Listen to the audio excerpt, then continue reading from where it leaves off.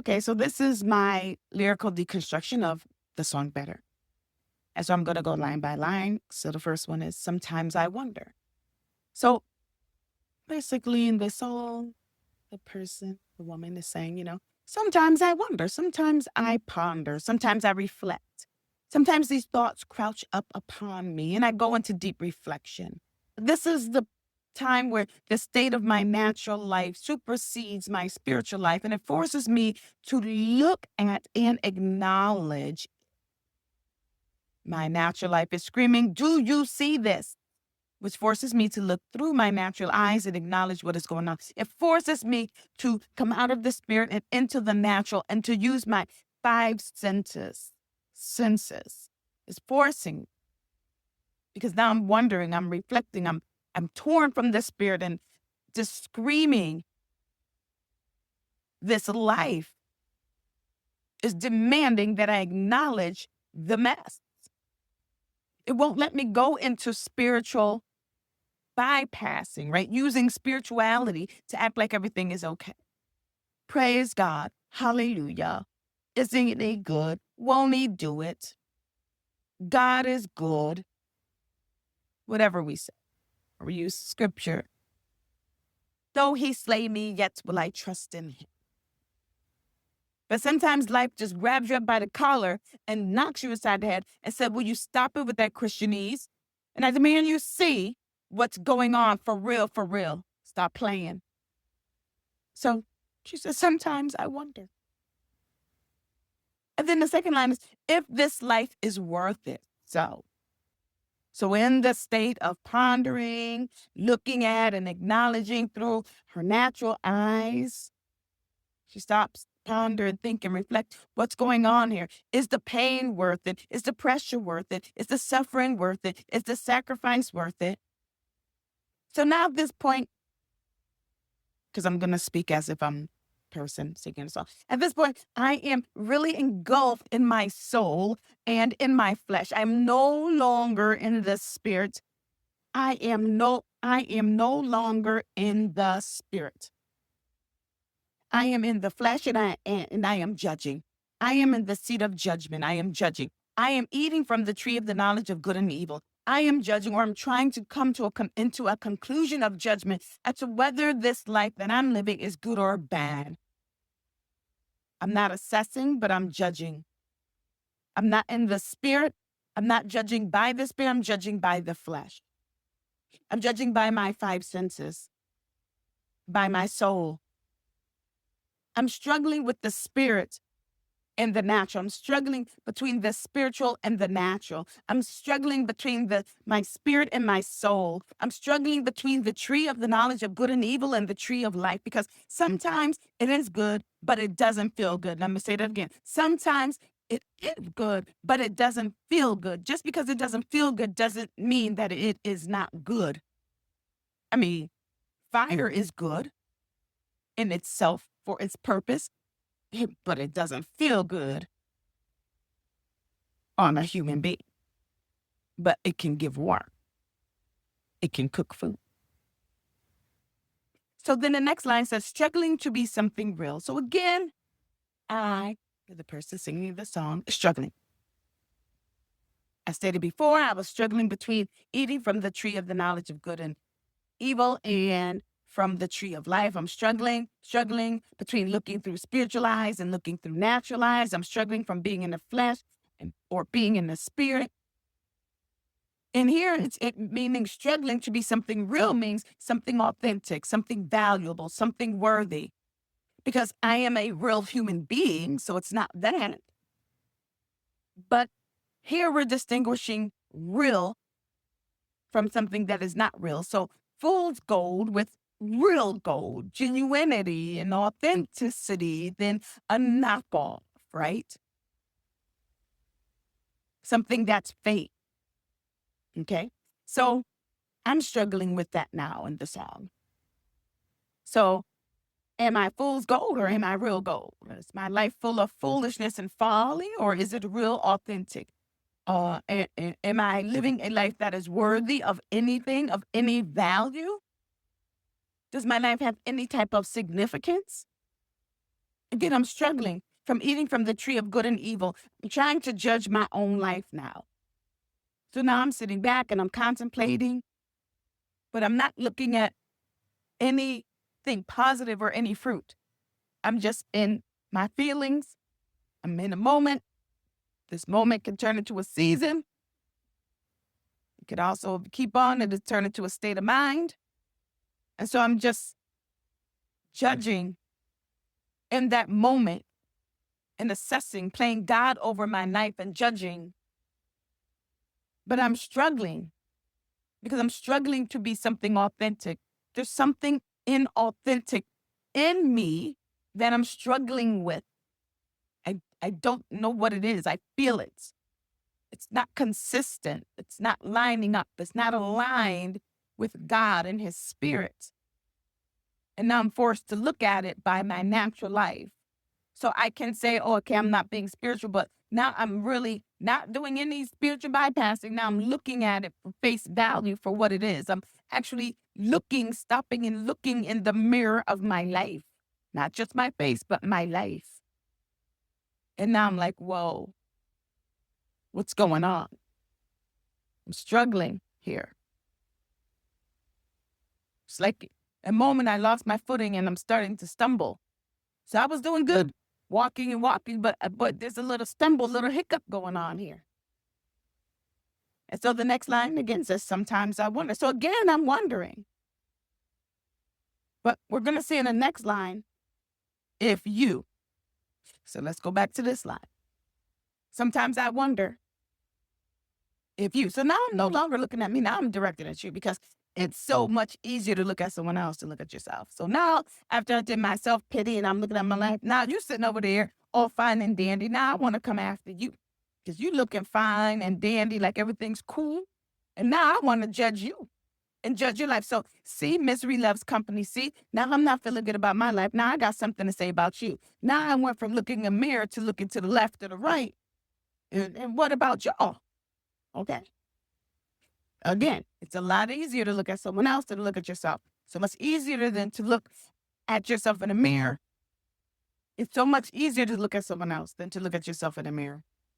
And so looking at you and judging you now is soothing my heart. Now, maybe I'm not that bad. Maybe I am. I'm more real than you. And so let me look at you and ask you this deep question that might trigger you into an existential crisis with me because misery loves company. So why don't you come join me down here? Let's see if I can make you feel as bad as yourself. Let me see if I can make you feel as bad as I feel about myself. Let me see if I can do it because now I'm trying to figure out how you're doing. So if you're in the spirit and someone comes with you with these questions and they're trying to pull you down and, you can feel yourself slipping, you better slip away from them because misery loves company. And people feel better when they can make you feel worse. And so the next line is completed if you think you're worth it, right? So sometimes I wonder if you think you're worth it. So now I'm wondering about your life and I've shifted from my own life to looking at you. I'm looking outside myself and I'm wondering if you think you're worth it. So right now I'm turning the judgment of mirror on you. Okay. Maybe I really don't think you're worth it. But for some reason, you look like you're worth it. You look like you're doing something great. You look like you're authentic. Like you look like you're fine with the state of your life. And I'm judging you because I'm like, I'm better than you. I'm better off than you. What do you think about your life? Sometimes I wonder if you think you're worth it. So I'm all up in your life. I'm no longer thinking about mine. I'm not even saying that I'm asking you. I say that I sit and ponder and think about your life. Wonder if you think you're worth it. So I'm not even asking you. I told you that sometimes I'm wondering about you. I'm comparing your life to mine. So maybe I think you're not even on my level. So I'm like, I wonder if you think you're worth it. So maybe I really don't think you're worth it. I really don't think you're real. So now I want you to question yourself. I do want to bring that up to you now, right? Misery loves company. Why am I sitting here feeling so bad? Look at your life. You're no better. Now I'm sitting at home thinking about you in your life. Or I want to come and ask you. Sometimes I wonder about you in your life. And you're like, me? How'd I get into this situation? Misery loves company. Now I want to bring you into the struggle. Because you're looking a little bit too confident right now. I need to shake you up. Because I'm judging your life and I'm thinking I'm a little bit better off than you. But you seem to be doing better than me. So let me see if I can shake you up. Let me see if I can shake you up. Be aware of people, friends, family, doesn't matter, coworkers. Let me see if I can shake you up. So the next line, or are you struggling to be something? So I'm wondering, and I'm thinking about your life, if you think you're worth it, or are you struggling to be something real? So again, are you? I want to get in your head now. Because that's going to make me feel better if you say, yeah, I am struggling. So now I'm making that judgment. So now I can be indirectly, underlying, covertly judging you by asking you that question. Because in my head, I'm like, no, you're struggling. But, do you think you're worth it or are you struggling? I already have my judgment about you. I just want to know if you see you. That's what these people come, right? So I'm judging you. I'm asking you a question, but I feel like I already know the answers. Now it's making me feel a little bit better about my life. Of course, the title of the song is Better. And I feel like a little bit better about my life. Let me talk about you and your life, right? Are you struggling to be something more than fool's gold that I believe you are? Or are you content with being a fool? So are you struggling to be something more than fool's gold? Are you struggling to be genuine and real? Are you struggling to be real inside and out? So I see it like caterpillar in a cocoon. So went to start a transformational process, but it got stuck in the cocoon because it didn't break down. It didn't die to self. So it went into the cocoon, but it didn't die. So this is what happens to the caterpillar. It really just breaks down into nothing to be rebuilt into this beautiful butterfly. And then it has to break out of the cocoon, right? But, some people, they enter the transformation, and now some stay caterpillars, but some would turn like they're about to do this whole process thing, and then they get in and they will not die. They will not break down. They will not allow the process to break them down into nothing. And they're fighting. So you're actually just a caterpillar inside of the cocoon that's never breaking down. You can't live in here as a caterpillar. You're killing yourself, your own worst enemy. You have to break down. You have to let the process break you down to nothing. So it's no longer you, it's all the Lord, and you come out transformed as a butterfly. So you're stuck as a caterpillar in a cocoon. Who's ever heard of such a thing? Because you were to go through a process you refused to go through. And so now you're at this point, this existential crisis. This is who am I? Why am I here? Why am I alive? What, right? Well, because you're a caterpillar inside of a cocoon, right? You got to be broken down by the Spirit. You have to be humbled. God resists the pride. And then when you're reprobate, he'll just let you go on thinking you good. In all your prideful ways, in all your hypocritical ways, he will just let you go. And that's the worst case scenario. Like, you think you're right, and he's going to let you think you're right. So he's no longer disciplining you. He's no longer correcting you. You're just stuck in this cocoon because when he tried to, you wouldn't allow the process. So now you're stuck. You entered in. You said, yes, Lord. So you entered into the cocoon. But when he tried to do something with you, you're refusing and bucking. And so now you're stuck in a cocoon. Halfway there because you started it, so you started to break down, but you didn't like the couple of things he did with you to humble you. And now you stop. Half caterpillar in the cocoon. You have to be broken down. You have to be crucified. You have to be humbled. You have to be in walking in humility. You have to surrender. Okay? So then we go into this. I look in the mirror. What am I doing? Life is a mess. Will it get better? So now I'm looking in the mirror. Now I'm looking at myself. Well, I go back to myself.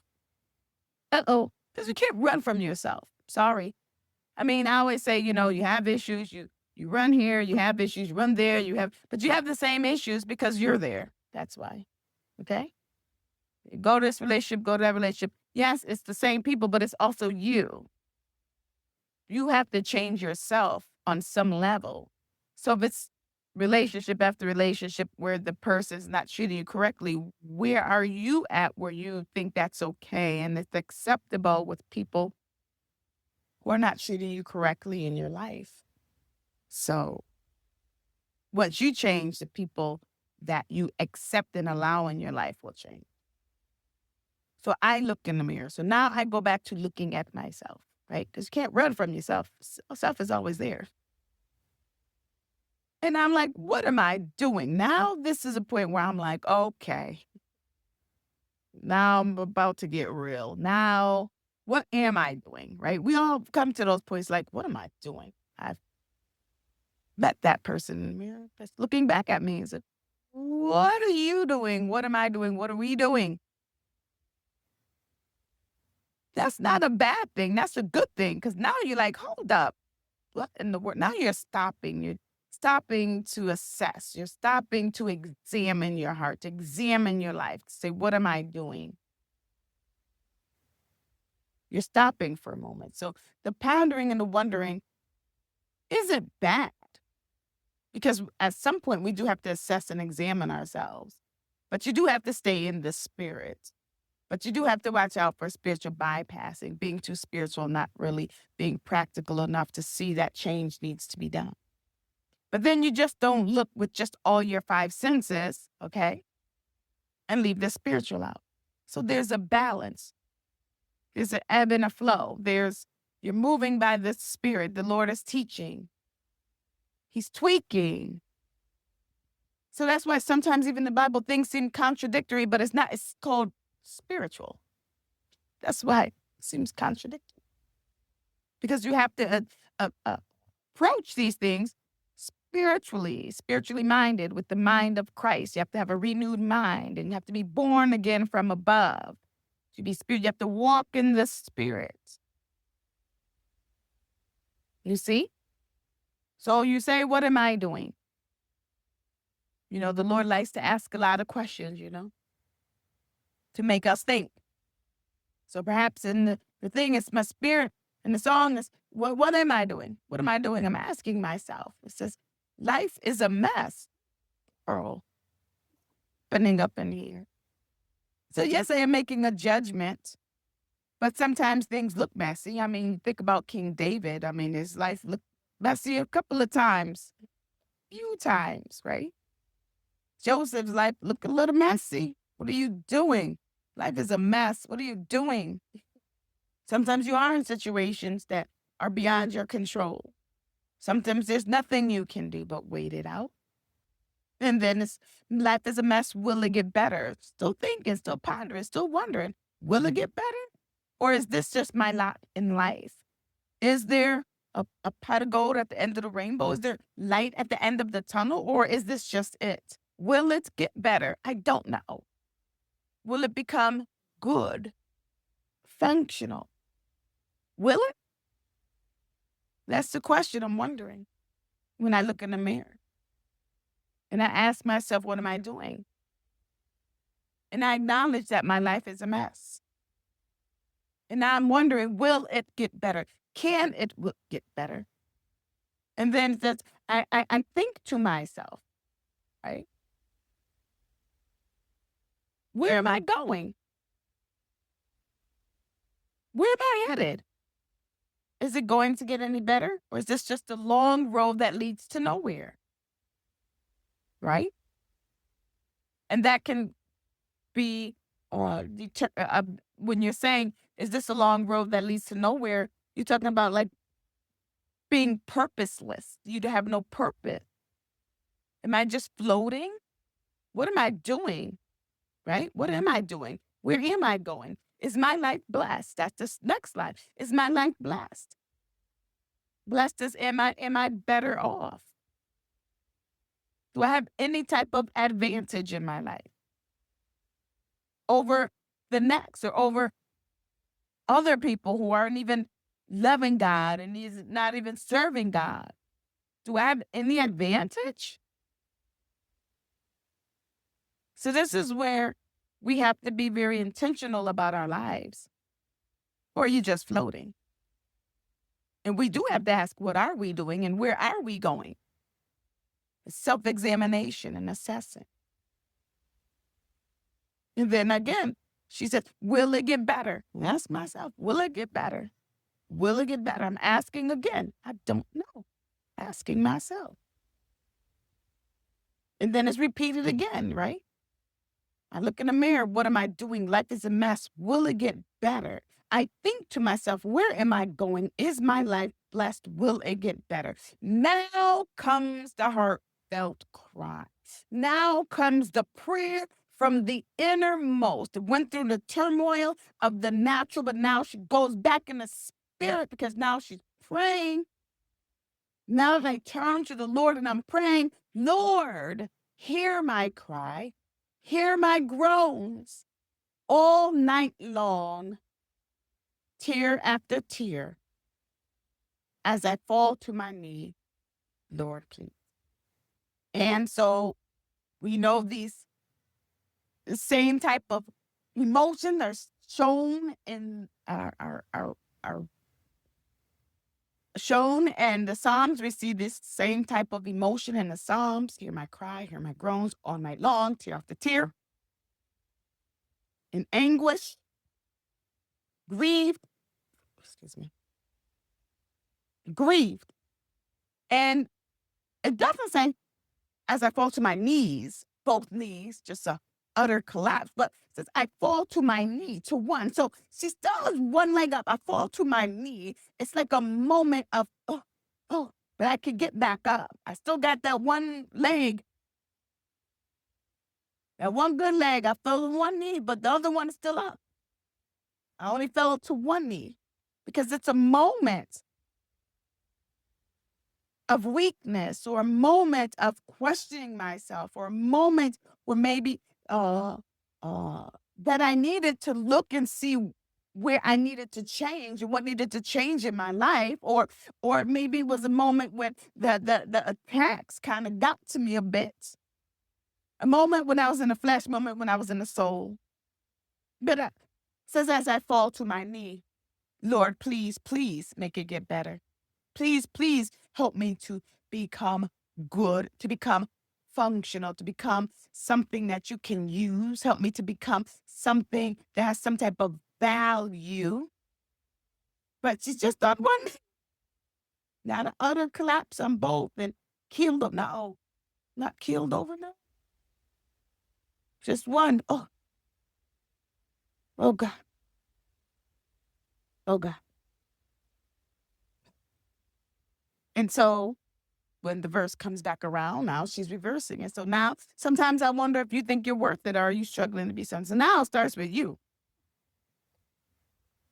So no longer to start with me, should have collapsed. Now let's get back up. It's like, sometimes I wonder if you think you're worth it, right? So this could either, it could either be the same person, or it could be somebody else who starts with you before they go inward. See, the first part was the person that starts inward and then they look outward. Sometimes it's the opposite.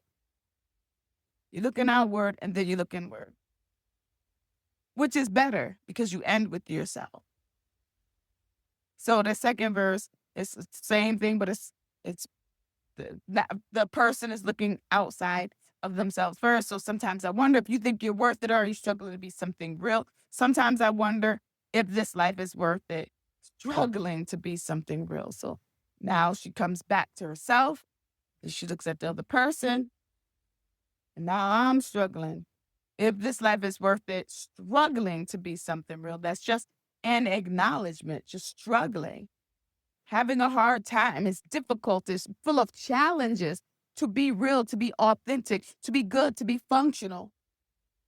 Is it worth it? Is it worth it to be dysfunctional? Is it worth it to just do my own thing, my own way? Is it worth it to just walk according to my own judgments? Is it worth it?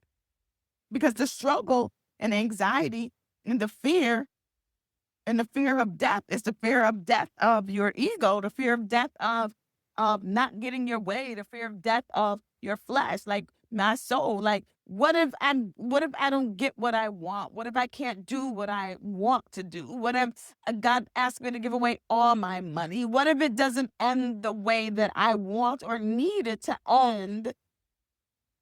I'm struggling to be a real one. I'm struggling to crucify my flesh. I'm struggling to endure this suffering. I'm struggling to surrender. I'm struggling. And I'm wondering, are you struggling too? Is it just me? Am I the only one that's trying to be a real one?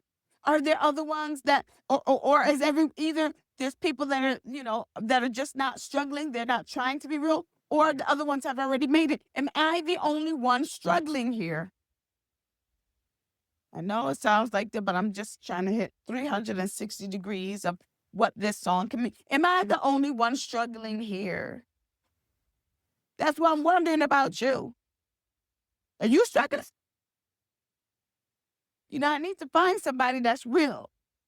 That's a real one. Real one doesn't mean I made it. A real one is a real one. Authentic, genuine, worthy, has some worth. Okay? So that's the real one. And I'm wondering, are you struggling as well? And then it goes back to looking in the mirror. What am I doing? Life is a mess. Will it get better? I think to myself, where am I going? Is my life even blessed, oh God? Will it get better?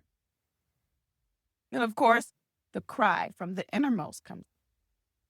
Hear my cry, hear my moan. Again, just to one knee.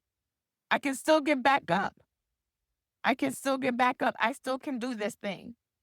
Sometimes there's a moment of weakness, but then you go and you're strengthened. Like Jesus in the garden before being crucified, praying to the Lord,